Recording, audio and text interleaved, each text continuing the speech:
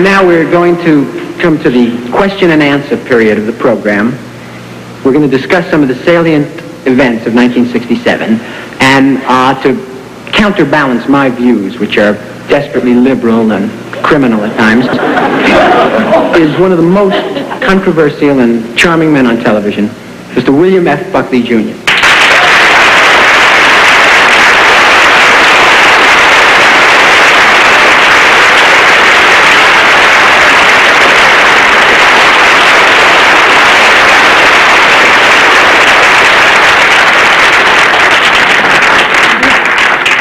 I see you're carrying a pen with you. Is that significant of anything, Mr. Buckley? How do you know it's not a mace? A mace? You let me have a shot of gas right in the eye. So I think you... Not unless you provoke me. I'm not going to lay a finger on you.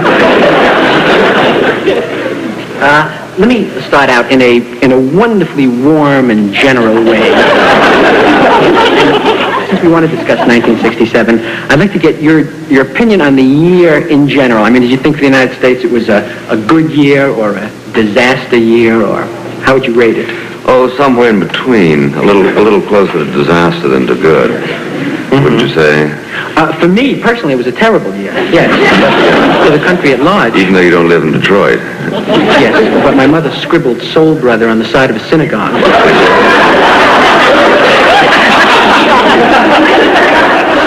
On from there, I want to ask a question because there's somebody in the dock there or at the lectern. Mr. Buckley, who would you like to see as the presidential nominee for 1968? Oh, somebody who would beat Johnson.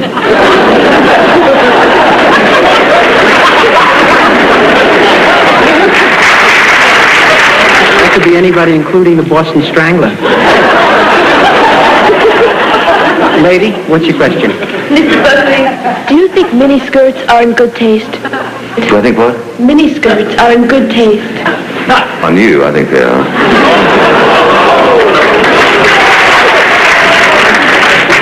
Good legs are in good taste. Good legs. I never would have figured you for that kind. I figured it was straight politics, and that was it. You said. What would your reactions be to a conservative president? A conservative president. My opinion has always been, not hostile. I would like to see you or another conservative be president for a year. And then I think it would cure the United States of conservatism forever.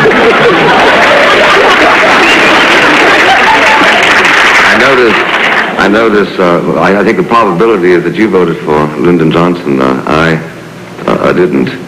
And it's interesting how many people are dissatisfied with the alternative to conservatism. You might know that of the, Evelyn Waugh said one time about Nancy Mitford that, she voted for the socialists after the war in England, and having done her best to make England uninhabitable, she went to France to live. You people were complaining about Lyndon Johnson, the ones who voted for him, aren't you?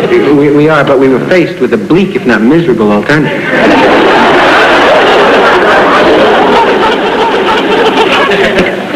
Mr. Allen, in your terms, what does liberal mean?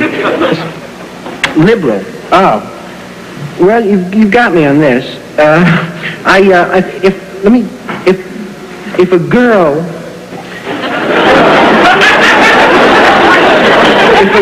will neck with me, she's liberal.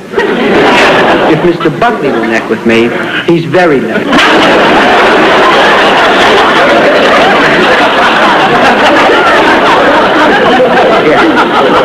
Mr. Buckley, do you think Robert Kennedy will ever become president of the United States? Well, if he can induce all the Kennedys to vote for him, yeah. Yes. Mr. Buckley, do your wife and yourself go to discotheques? Well, we went one time, but the music, I think that's what it was too loud. No, I can't. No, I can't. Can you? No, I can. Mr. Buckley cannot do a dance that was invented after 1860.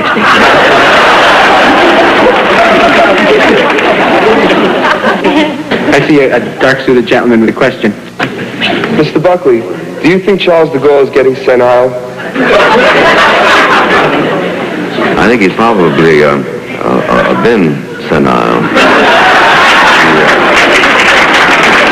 I think he's exhibiting what Professor Whitfogel calls the megalomania of the aging despot, which he does very convincingly, don't you think? Yes, I couldn't have put it better myself.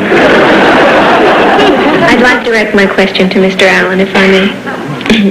Mr. Allen, do you think that the Israelis should give back the land that they won from the Arabs? Should the Israelis give back the land they won? No, I don't think so. I think that they should sell it back.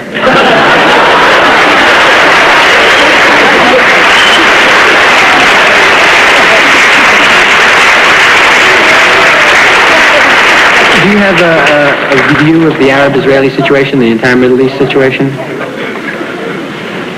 Well, nothing too novel. I think eventually the Arab countries will get around to recognizing that Israel is going to be around for a while, and that when that happens, salubrious juices will... From the Latin, salubrious, isn't it? Nothing. Nothing, yes. Will happen. And you think that eventually, in time, the situation is going to work itself out? Yeah, it'll get tranquilized in time, I suspect. Mm-hmm. Well, You know, sometimes, curiously, wars do settle things. It's very unfashionable to suppose that they do. But the Israeli situation is an excellent example of where a war does situate Israeli claims in a more viable way. Mm-hmm.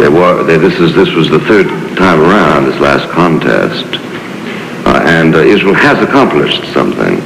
So it is wrong, as I say, to suppose that wars never do accomplish anything. Sometimes, in fact, they do. It's a messy way to do it, but on the other hand, it is a way that it is a way that accomplishes certain things that some people want very much to accomplish. For instance, Israeli independence. Mm-hmm. Yes. Mr. Allen, do you know George Hamilton? No, I don't actually know George Hamilton. I've seen him only in one picture, and I don't. Why do you think he went to the wedding? Why did he go to the wedding? I had heard a rumor that he was going to announce his engagement to Svetlana Stalin.